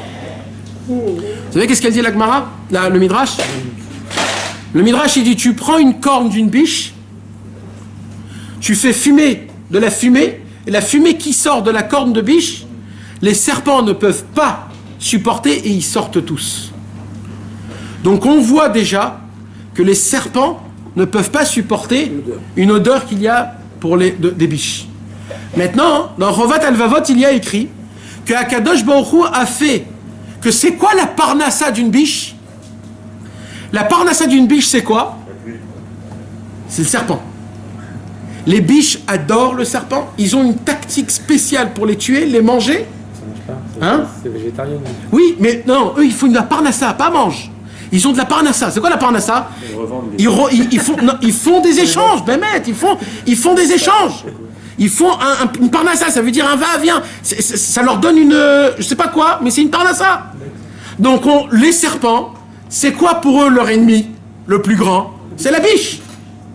Donc, le serpent, il attend toute sa vie une chose. C'est quoi? Attraper la biche. Se venger de la biche. Exactement, se venger de la biche.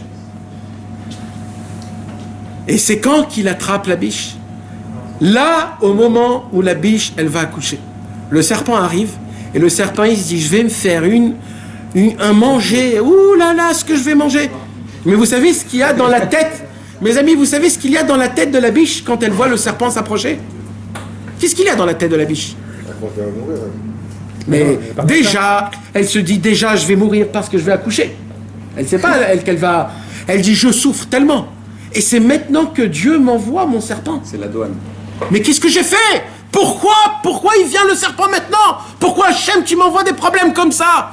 Mais qu'est-ce qu'elle sait pas, elle? Que c'est ça ta délivrance. Toi, tu crois que c'est ton problème? C'est ta délivrance. C'est grâce au serpent que lui croit qu'il se sucre sur toi. Lui croit qu'il va te tuer. Lui croit qu'il va... Mais ce qu'il ne sait pas, c'est que c'est lui qui va te sauver, qui va emmener la vie, en fait.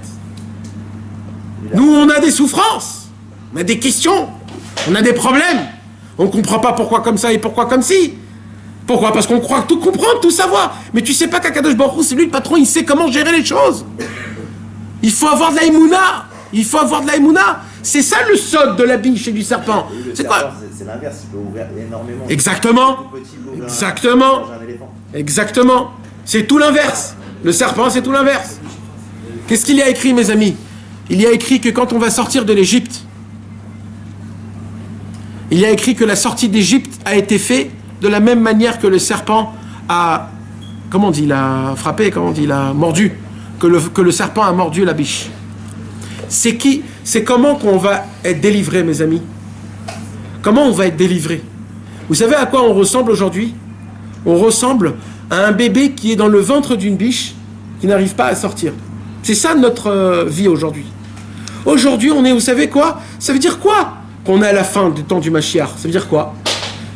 Ça veut dire que ça fait 9 mois, c'est quoi 9 mois? Ça fait 6000 ans qu'on est dans le ventre d'une biche. Et on est là prêt à être enfanté. Mais le problème, c'est quoi? C'est que la biche, son trou, il est tout petit. Et j'arrive pas, c'est étroit. C'est quoi étroit? Comment on dit étroit en hébreu? Tsar. Comment on dit les problèmes en hébreu? Tsarot. Pourquoi on a des problèmes? Parce qu'on veut sortir, c'est trop étroit, trop étroit. Et vous savez, c'est qui va nous faire sortir? C'est ni plus ni moins le serpent. C'est le Yetzer Hara lui-même. Le Yetzer Hara, il croit qu'il nous fait faire tomber. Le Yetzer Hara, il croit qu'il va nous faire éclater, qu'il va nous faire tomber. Mais ce qu'il ne sait pas, c'est que c'est justement lui, en nous frappant, ce que lui, il ne sait pas, c'est qu'il y a Rabbi Nachman.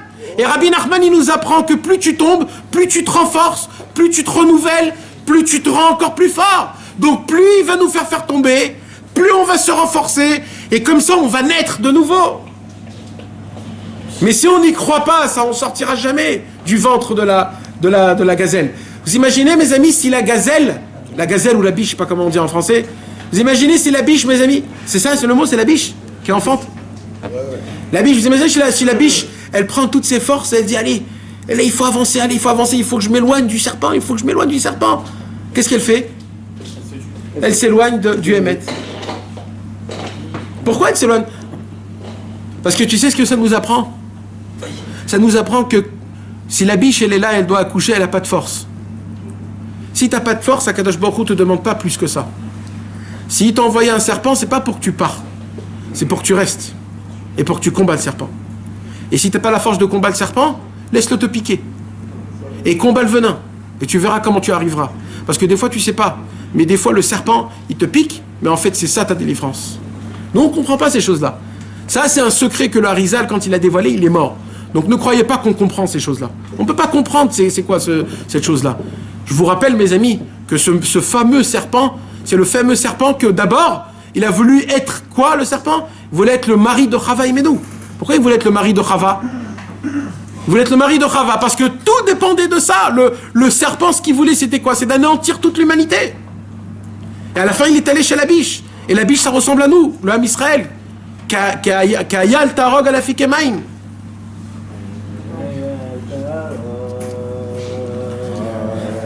C'est Trinat Mashiach. 58.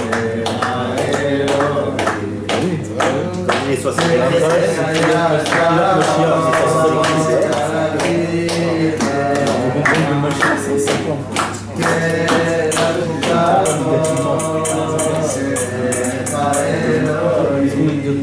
Vamouvan midvarav l'inyan atzmo, il dit Rabbi Nathan, je vais vous dire ma conclusion de ce que j'ai compris des paroles de Rabbi Nachman. Écoutez mes amis, parce que ça c'est des paroles qu'on a besoin de se renforcer, surtout que c'est notre paracha de la semaine. Et nous tous en tant que juifs, c'est quoi? Pourquoi on est appelé des juifs? Parce qu'on est prêt à tenir devant des épreuves. On n'a pas peur des épreuves, on doit passer les épreuves avec une tête haute, avec un sourire en béton armé, que rien ne peut nous faire bouger. C'est notre combat, c'est notre chemin, on doit le prendre avec de la force, comme un vrai guerrier. Il dit Rabbi Nathan, Shekol tsaro v'isurav v'tsar banav shirchiu zichronam livracha. Vous voulez savoir, j'ai compris, dit Rabbi Nathan, pourquoi Rabbi Nachman il a autant souffert de ses enfants, de sa femme et de ses petits-enfants. Akol urak mechama, tout était pour une seule raison. C'était quoi la seule raison? Sheosek imanu lekarvenu l'Hashem idbarach. Parce que Rabbeinu s'occupe de nous rapprocher d'Hachem. Le serpent, il va venir, il va bouffer Rabbeinu.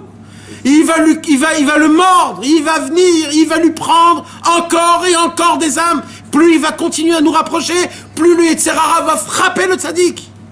Et il dit Rabbeinu Akadosh, je comprends qu'en vérité, la raison pour laquelle je souffre autant, c'est parce que je mets toutes mes forces pour vous rapprocher à Hachem. Et c'est ça qu'il ne comprend pas Rabbeinu Akadosh. Je suis venu dans ce monde pour vous rapprocher à Akadosh Baruch Hu. Et maintenant que je vous rapproche d'Akadosh Baruch Hu, pourquoi je souffre autant? C'est sûr que Dieu il veut ça.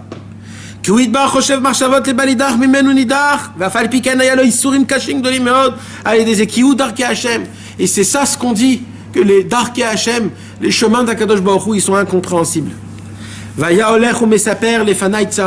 Il dit Rabbi Nathan, vous croyez que ça s'est passé qu'une seule fois? Vous voulez savoir combien de fois Rabbeinu Akadosh, des fois il s'asseyait à côté de moi, et il me racontait comme un homme très simple combien il souffrait, combien sa souffrance est grande. Il dit, tu t'imagines même pas combien je souffre que mon petit-fils est malade. Il a dit, je demande à Akadosh Baruch Hu que sa maladie, c'est moi qui la prends. Je veux pas que mon petit-fils il meure à cause de moi. Je veux que sa maladie, elle vienne sur moi. Il dit à Rabbi Nathan, Rabbeinu, il dit, j'ai demandé à Hachem que toutes les souffrances qu'il a, ce bébé, que je le reçois moi. Et que moi, je souffre ces souffrances. Et Rabbeinu, il criait très fort parce que Béhémet, il recevait les souffrances de son fils.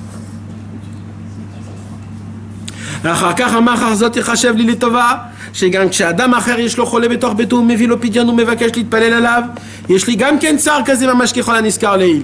Comme ce qu'on a étudié le cours dernier, il dit Rabbeinu, mais moi je suis content que même quand on vient me donner un pidyon et que quelqu'un me raconte un de ses problèmes, je remercie Hachem que j'arrive à ressentir le problème à 100% exactement comme la personne elle ressent, comme si lui-même il était malade lui-même.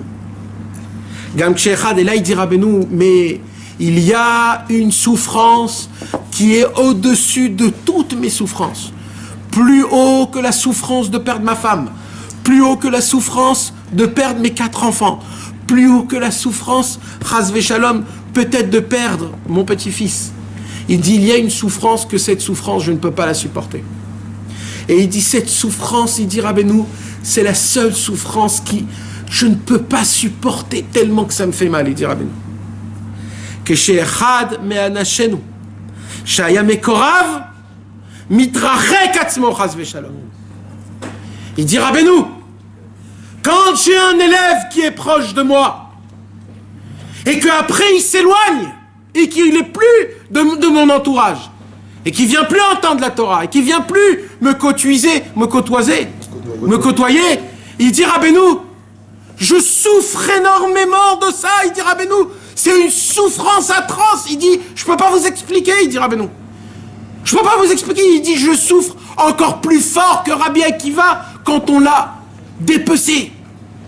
Il dit, ma souffrance, il dit, vous savez pourquoi? Il dit, vous ne pouvez pas pour comprendre pourquoi. Parce qu'on lui fait tout ça. Non. Il dit, Rabbeinu comme ça. Comment on choisit un dirigeant d'un peuple? Surtout un peuple juif. C'est quoi la qualité qu'il doit avoir? La sagesse? La connaissance? La richesse? de la joie, de la force, l'amour, du courage. Rabbi Nachman, il pose la question et il donne la réponse. Rabbi Nachman, il dit, vous voulez savoir le seul au monde qui peut être un dirigeant sur le peuple juif? C'est l'homme qui a le plus de pitié et de miséricorde.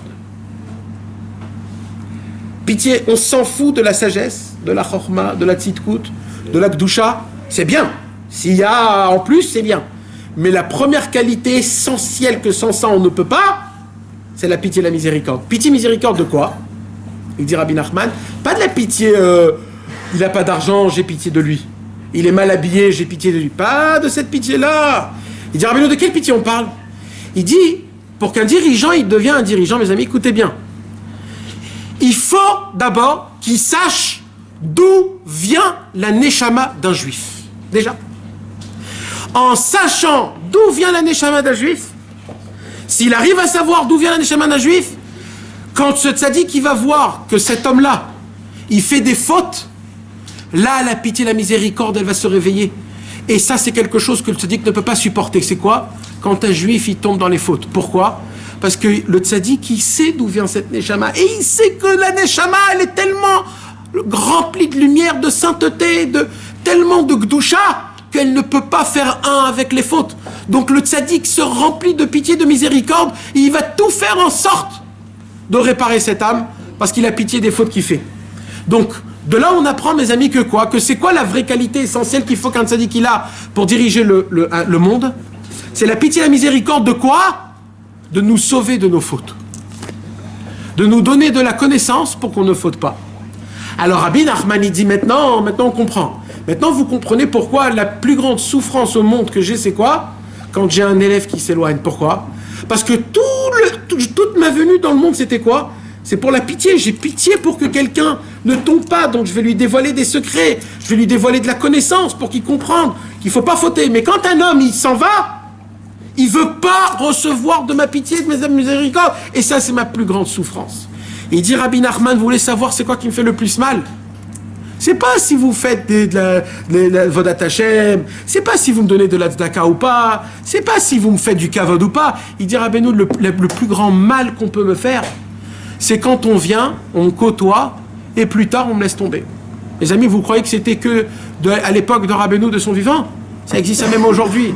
Quand un homme, il vient au man une fois, deux fois, et après, il laisse tomber, Rabbeinu Akadosh, il a plein de souffrances de ça. Quand un homme, il a l'habitude d'étudier un seder, et qu'après, il arrête le seder, Rabbeinu, il a beaucoup de souffrance de ça. Quand un homme, il a l'habitude de venir dans des cours, et après, il ne vient pas dans des cours, Rabbeinu, il a beaucoup de souffrance dans ça. À chaque fois qu'on enlève une habitude, Akadosh Baruch Hu, il a beaucoup de souffrance. Le tzaddik, il a beaucoup de souffrance, et ça, c'est la plus grande souffrance que tu peux lui donner. Et lui, qu'est-ce qu'il nous dit ici? Il nous dit ici que malheureusement, c'est ça la plus grande souffrance qu'il puisse souffrir, et ça, il ne peut pas le... Je vais juste te répondre. Chantez pour l'instant, chantez! C'est prêt!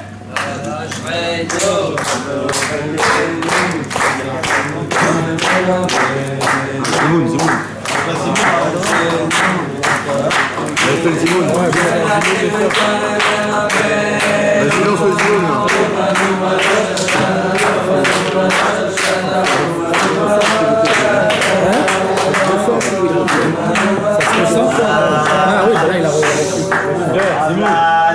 là il a repris. ישות מלכה אלה, קדושה, ובישות שמורת רבותיי, ובישות רבנו הקדוש, ובישות תברר אלוהינו שחנו בשלו. אלוהינו שחנו בשלו וחיינו.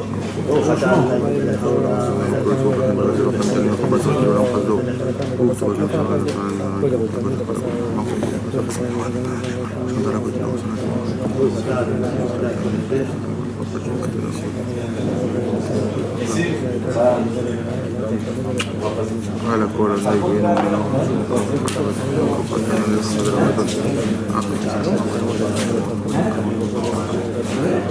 أبين وغير لم يكن حقوق ولا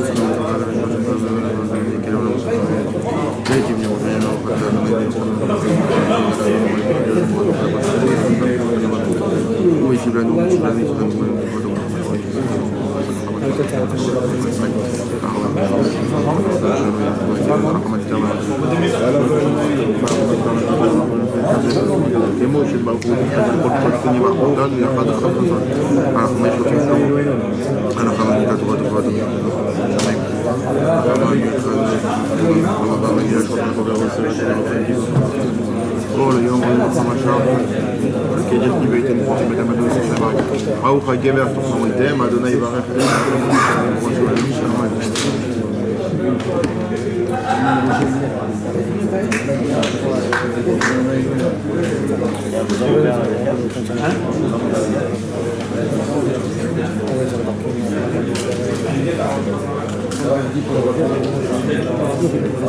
דבר שמו נתנו רבנו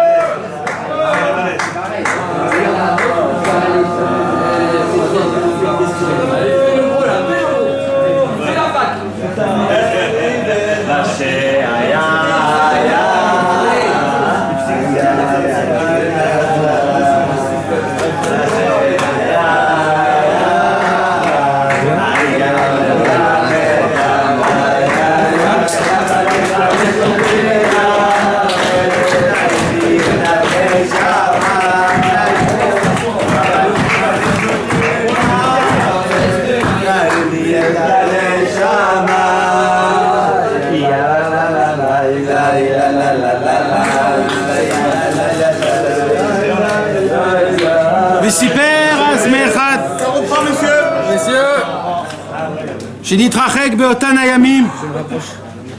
Rabbeinu a raconté un jour, dans cette même situation, où Rabbi Nachman il a raconté sur une personne spéciale, en parlant à Rabbi Nathan, comme quoi cette personne-là, c'était quelqu'un qui côtoyait Rabbeinu, et quelques temps plus tard, il est parti malheureusement.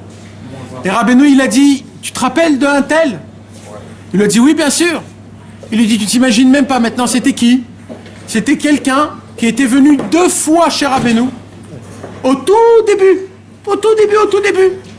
Il était venu 2 fois, et il a adoré. Maintenant là, on parle de quoi? Des dizaines d'années passées. 10 ans est passé plus tard. Rabbi Nathan, il était... Et lui, il a dit, de qui tu me parles Mais il était venu que 2 fois, il était venu, lui. Il dit, ben même lui, jusqu'à aujourd'hui, ça me fait mal. Je l'ai comme si c'était hier. Mes amis, quand nous, des fois, Chas Shalom, on s'éloigne du tzaddik, c'est la plus grande souffrance que tu fais au tzaddik. Pourquoi? Parce que le tzaddik, il a qu'une seule chose qu'il veut, que tu deviennes un tzaddik.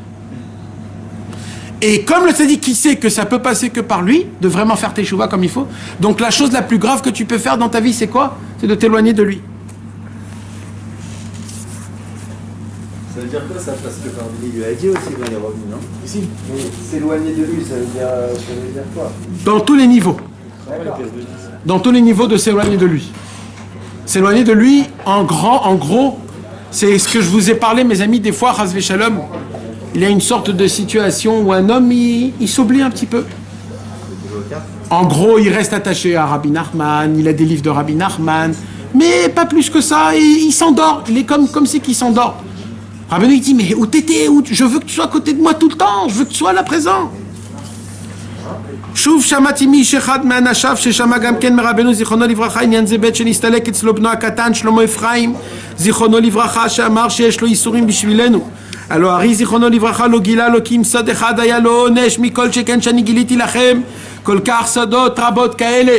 רבנו il a dit mais il faut savoir une chose, le Harizal il est mort parce qu'il a dévoilé un secret. Il a dit moi que je vous ai dévoilé des tas et des tas de secrets. Moi, on va me prendre ma femme et mes enfants. Et encore comme ça, il dit Rabbi Nachman. Mais, Nitzarti ve'anatseach, gamarti ve'egmor. À la fin, ça sera moi qui va gagner et ça sera moi qui va terminer. Malgré tout, malgré qu'on voit maintenant comment c'est dur, on voit comment c'est difficile, on voit comment c'est dur de devenir des bons. Il dit Rabbeinu, mais ne vous inquiétez pas, parce qu'à la fin, vous allez voir que ça sera nous qu'on va gagner Bezrat Hashem. C'est pour cela que on a parlé ce soir des nisyonotes et de toutes ces choses-là. Ce qu'on a besoin, mes amis, Bezrat Hashem, par le srout de Rabbeinu et de tous les tzadikim, c'est d'essayer de se renforcer, surtout dans les moments où des fois c'est difficile. On ne voit pas Hashem, on ne voit pas comment ça fonctionne, on ne comprend pas parce que c'est dur, mais malgré tout, on avance. Bezrat Hashem, que Dieu nous donne la puissance de pouvoir Bezrat Hashem vivre une belle paracha comme ça, Bezrat Hashem.